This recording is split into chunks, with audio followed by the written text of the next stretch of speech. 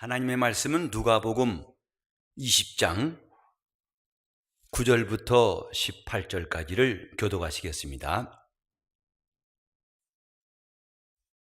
이 비유로 백성에게 말씀하시되 한 사람이 포도원을 만들어 농부들에게 새로 주고 타국에 가서 오래 있다가 때가 이름에 포도원 소출 얼마를 바치게 하려고 한 종을 농부들에게 보내니 농부들이 종을 심히 때리고 거저 보내었거늘 다시 다른 종을 보내니 그도 심히 때리고 능욕하고 거저 보내었거늘 다시 세 번째 종을 보내니 이도 상하게 하고 내어 쫓은지라.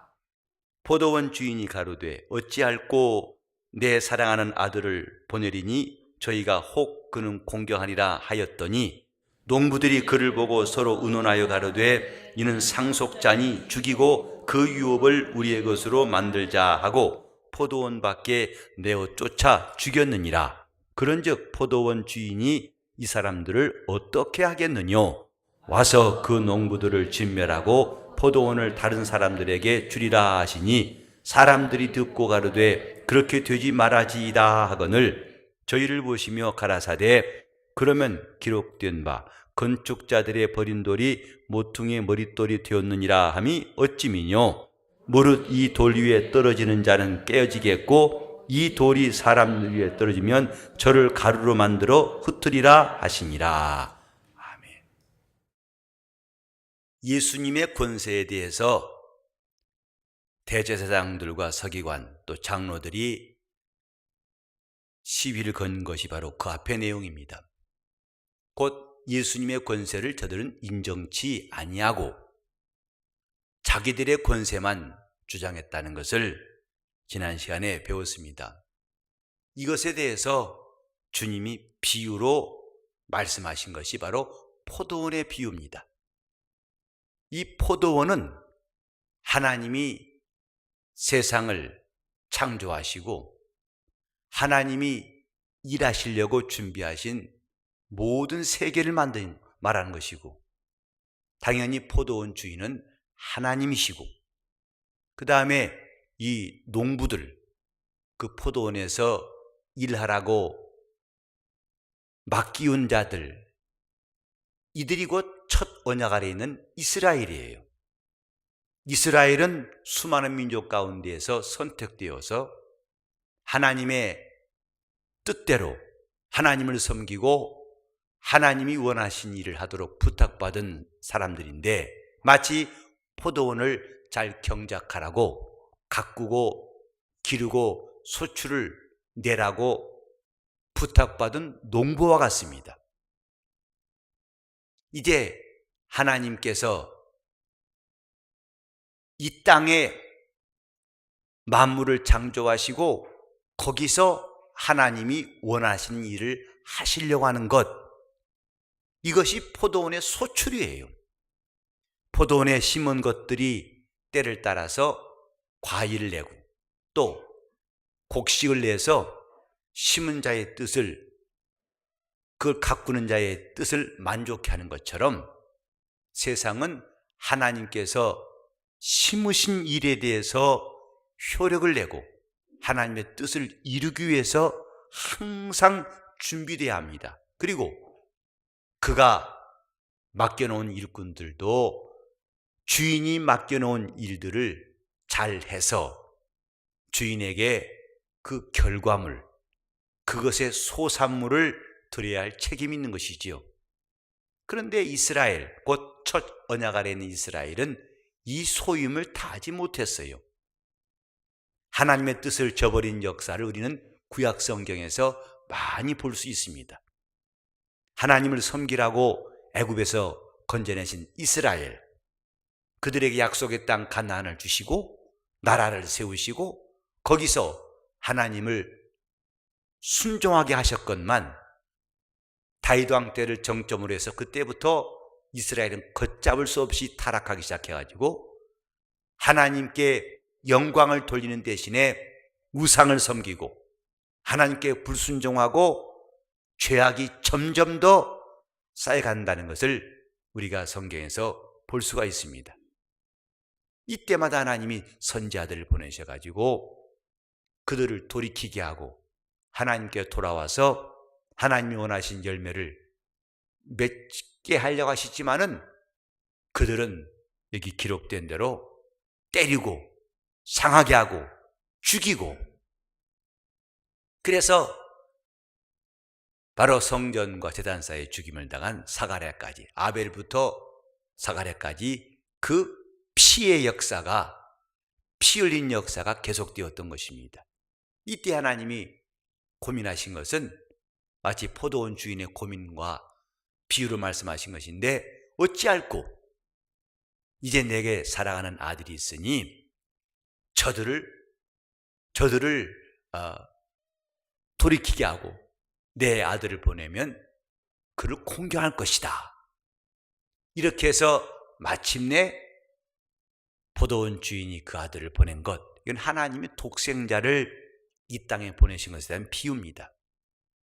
그런데 이 농부들은 오히려 그를 보고 서로 의논해서, 야, 상속자다, 저만 죽이면 이 유업은 우리 거다. 그래서 결국은 포도원 밖에 내어 쫓아서 죽였느니라. 지금 포도원의 비유 자체가 하나님이 하시는 일들에 대한 비유예요. 하나님이 왜 세상을 창조하셨고 거기서 왜 일꾼들을 두시고 이스라엘을 부르셔서 그들로 순종케 하셨는지를 포도원의 비유를 통해 말씀하신 것입니다. 그러나 그 일에 대하여 이스라엘은 하나님을 충분히 실망시켰습니다. 하나님 앞에 그들은 점점 완악해지고 마침내 하나님의 아들까지도 죽였다. 이렇게 성경은 기록하고 있습니다.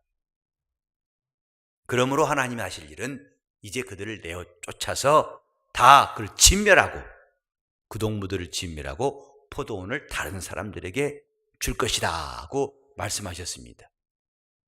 우리는 이 사실을 예수 그리스도의 복음이 유대인으로 가지 아니하고 이방인으로 옮긴 사실을 통해서 볼 수가 있습니다.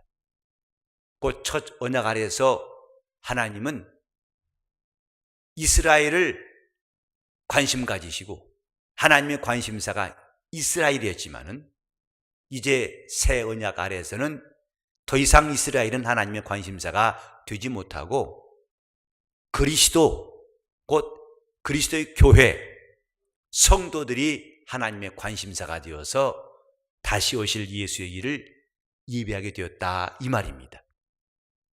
하나님께서 처음에 있던 농부들을 다 진멸하고 그들에겐 이 일을 맡기지 아니하시고 이제 새 언약 아래에 있는 사람들, 그리스도인들을 하나님이 사용하시고 그들로 말미암아 하나님의 일을 이루시는 것, 짤막한 이 단락이 하나님의 역사하심을, 그분의 계획과 하신 일들을 마치 약도와 같이 우리에게 설명하고 있어요. 우리는 하나님이 하신 역사에 대해서 잘 이해하려고 노력해야 됩니다.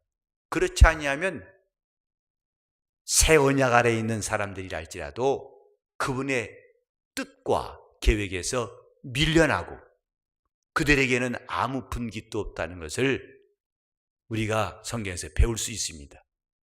사도 바울은 이 이야기를 로마서에서 똑같이 하고 있는데, 바로 이 돌감람나무와 참감람나무라고 하는 이야기를 통해서 바울은 첫 언약 아래 있는 이스라엘과 또 새 언약 아래 있는 이방인의 관계를 설명하고 있습니다. 이런 말씀이 있죠. 바로 하나님께서 저 이스라엘도 순종치 않으니까 아끼지 않냐고 버리셨거늘, 만약에 이방인들이 그 말씀을 순종치 않는다면 아끼시겠느냐? 이스라엘까지도 그분은 가차없이 하나님 말씀과 멀어지고 불순종하니까 버리시니까, 가지를 꺾어버리시니까 이제 너희 이방인들에게 하나님이 은혜를 주셔서 그 은혜로 살게 하셨는데 이를 저버린다면 과연 하나님 너희를 아끼시겠느냐? 너희를 과연 돌아보시겠느냐? 이것입니다. 즉 오늘날 복음주의라 해서 은혜를 강조한 나머지 하나님의 역사하심에 대해서 매우 오해한 사람들, 이런 일에 대해서 아주 우리가 경계를 받은 말씀이다 이 말이죠. 로마서 11장 보면 이런 말씀이 있어요. 제가 읽겠습니다마는 11장 20절에 보면 옳도다 저희는 믿지 아니함으로 꺾이우고 너는 믿음으로 섰느니라. 첫 언약 아래 있는 이스라엘은 믿지 아니함으로 꺾였고 너희 곧 이방인들은 믿음으로 섰느니라. 높은 마음을 품지 말고 도리어 두려워하라. 너희가 섰다고 해서 높은 마음은 품지 말라, 교만하지 말라 이 말이죠. 21절에 보면 하나님이 원가지들도 아끼지 아니하셨은즉 너도 아끼지 아니하시리라. 하나님이 원가지도 아끼지 않았는데 만약 내가 하나님 뜻에 불순종한다면 너를 아끼실 거라 생각하지 말아라. 그러니까 이스라엘의 심판에 대해서, 이스라엘을 하나님 버리신 일에 대해서 성경이 우리에게 경고하고 있는 것은 하나님 뜻과 멀어지는 일이 얼마나 위험한 것인가 이것입니다.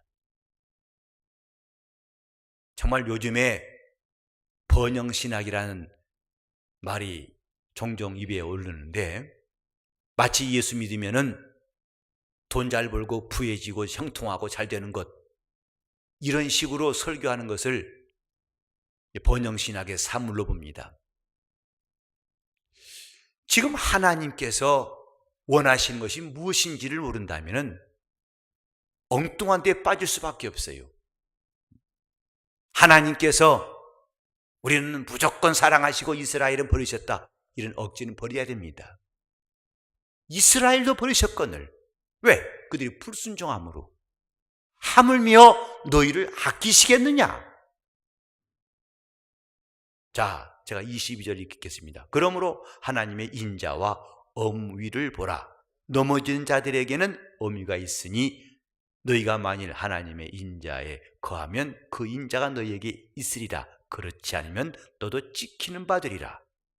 다음 절에 저희도 믿지 아니하는데 거하지 아니하면 접붙임을 얻으리니 이는 저희를 접부실 능력이 하나님께 있습니다. 내가 원 돌감나무에서 찍힘을 받고 본성을 거스려 좋은 감람나무에 접붙임을 얻었은즉 원가지인 이 사람들이야 얼마나 더 자기 감람나무에 접붙임을 얻으랴. 우리는 원래 돌감람나무, 곧 첫 아담 아래에 속한 사람들이었는데 참 감람나무에 접붙이심, 마지막 아담이신 예수에게 접붙이심 된 사람들이다 이 말이죠.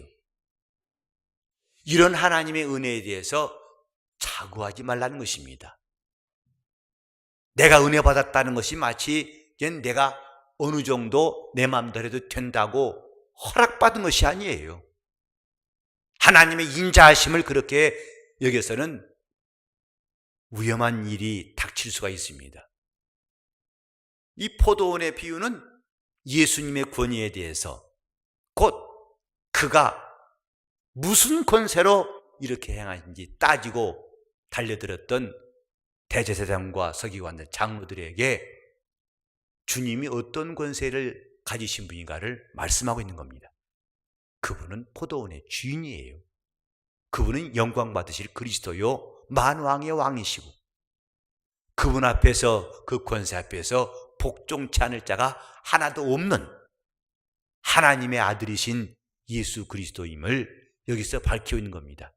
저 17절에 가보면 이런 말씀이 있죠. 건축자들의 버린 돌이 모퉁이의 머릿돌이 되었나니. 건축자들의 버린 돌 누굴까요? 예수 그리스도입니다. 베드로는 설교할 때 이 말씀을 인용했어요. 그래서 바로 사도행전 4장 11절에 보면은 베드로가 담대히 말합니다. 곧 이 예수는 너희 건축자들의 버린 돌이다.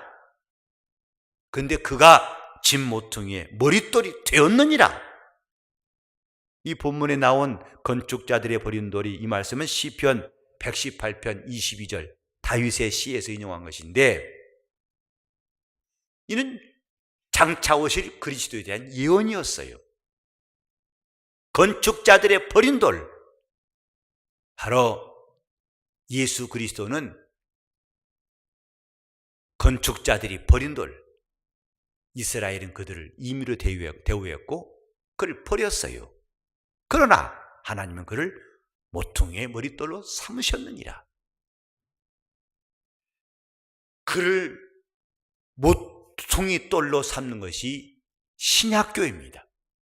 예수 그리스도가 신약교회의 머릿돌 되신다. 우리 신앙의 머릿돌이 되신 분. 우리는 이런 예수님의 권위에 대해서, 그분이 경영하시는 포도원에 대해서 잘 이해하고 신앙생활을 할 줄 알아야 됩니다. 교회는 하나님의 뜻을 깨닫고 순종을 배우는 것이에요. 순종학교입니다. 교회에 나와서 자기의 주장과 이론이 점점 커지고 하나님 말씀이 들리지 않는 것은 참 불행한 일이에요.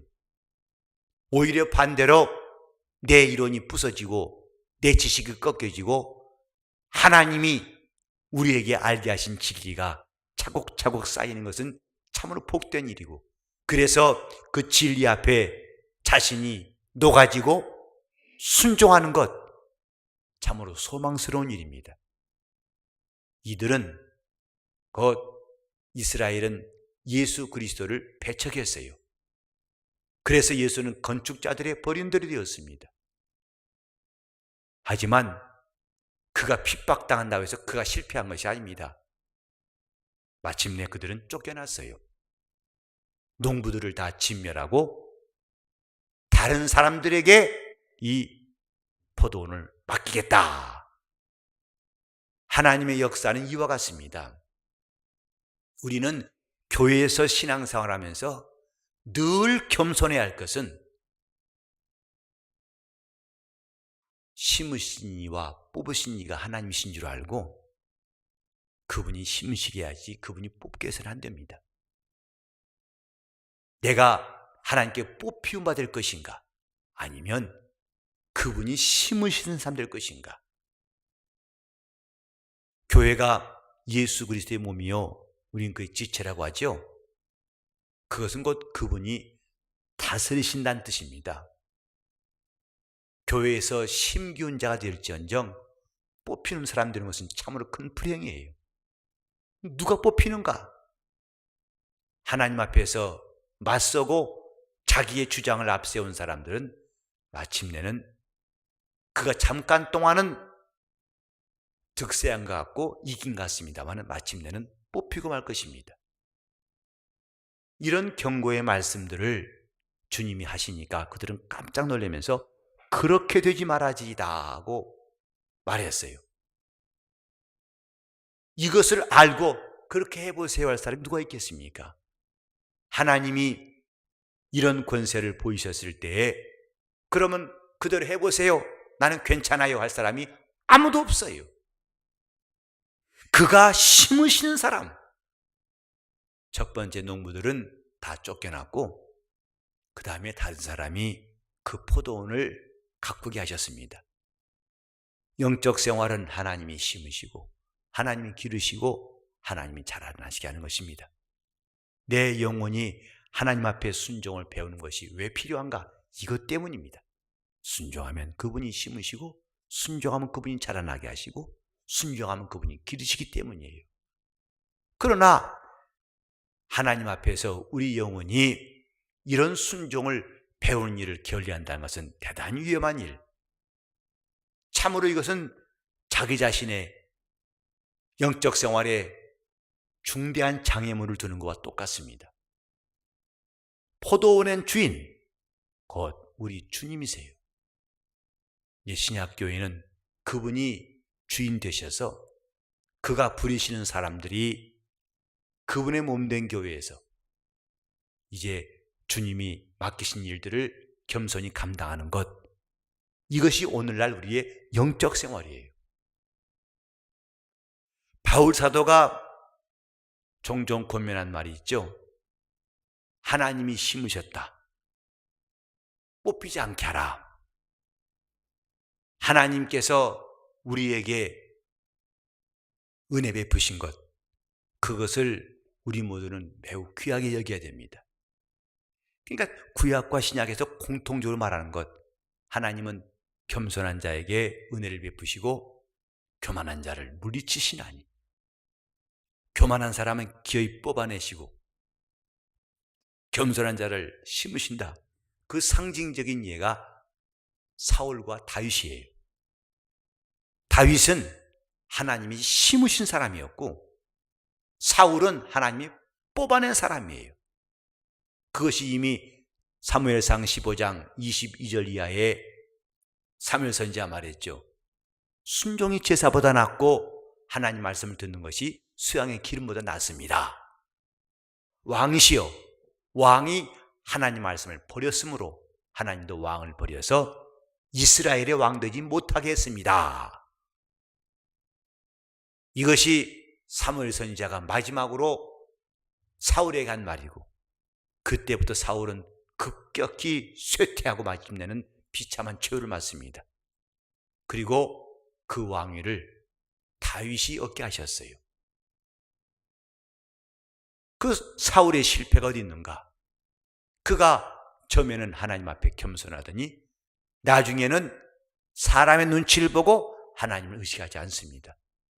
그래서 하나님께 순종하기를 그치고 하나님 앞에 순종하는 일을 멀리하니까 하나님께서 사무엘을 통해 경고하시고 경고하신 대로 사울에게는 그 일이 이루어진 겁니다. 순종이 제사보다 낫고 하나님 말씀 앞에서 우리는 순종을 배우는 사람, 이 겸손한 사람들입니다. 하나님 앞에서 우리는 이런 중요한 원리를 배울 수 있도록 해야 됩니다. 교회도 포도원이에요. 이스라엘만 포도원이 아니라 이제는 새 언약 아래서는 교회가 포도원입니다. 이 주인 되신 예수께서 포도원을 경영하실 때 그가 농부들을 세워서 일을 맡긴 것처럼 우리 각각에게도 우리 주님의 일을 맡기시고 그 일에 대해서 나중에 소출이 얼마인가를 또 알아보시고 그걸 판단하실 때가 있을 것입니다. 신앙생활은 포도원의 비유로 하는 겁니다. 하나님의 놀라운 계획, 그분의 하신 큰 일은 포도원의 비유에 다 함축되어 있어요. 그 포도원에 있는 사람들과 거기에서 쫓겨난 사람들, 그분이 심으신 사람과 그분이 뽑아내신 사람들, 그분이 쓰시는 사람과 그분이 버리신 사람들, 성경은 이런 분명한 구분에 대해서 우리에게 말씀하고 있습니다. 그러므로 우리는 누가 오랫동안 하나님 앞에 쓰임받을 것인가, 누가 끝까지, 누가 더 많이 하나님이 쓰시는 사람이 될 것인가에 대한 관심이 필요합니다. 우리는 내가 죄사함 받으면 끝이라고 생각하지 마세요. 죄사함도 중요합니다마는 하나님이 쓰시는 것도 중요합니다. 죄사함 받고 끝나버린다면 그는 주님 앞에 일할 기회가 없어요. 따라서 그는 상급이 이 다음에 남아있을까요? 죄사함 받는 것은 우리가 이제 비로소 하나님의 자녀로, 하나님의 일꾼으로 씌어지기 위함인 것입니다. 우리가 구원받은 것은 이제 하나님의 후사가 될 약속을 얻은 거예요. 구원받았으면 이젠 하나님의 후사, 곧 영광의 후사가 되기를 힘쓰라고 하는 것이 성경의 가르침 아닙니까? 내가 구원받은 것으로서 만족한다면요, 할 말이 없습니다만은, 그러나 구원받은 성도에게는 하나님의 후사가 될 약속이 남아있어요. 이것은 각각 그들이 주님 앞에서 충성하고 순종한 만큼 후사가 될 자들에게 상급이 남아있다, 이 말입니다.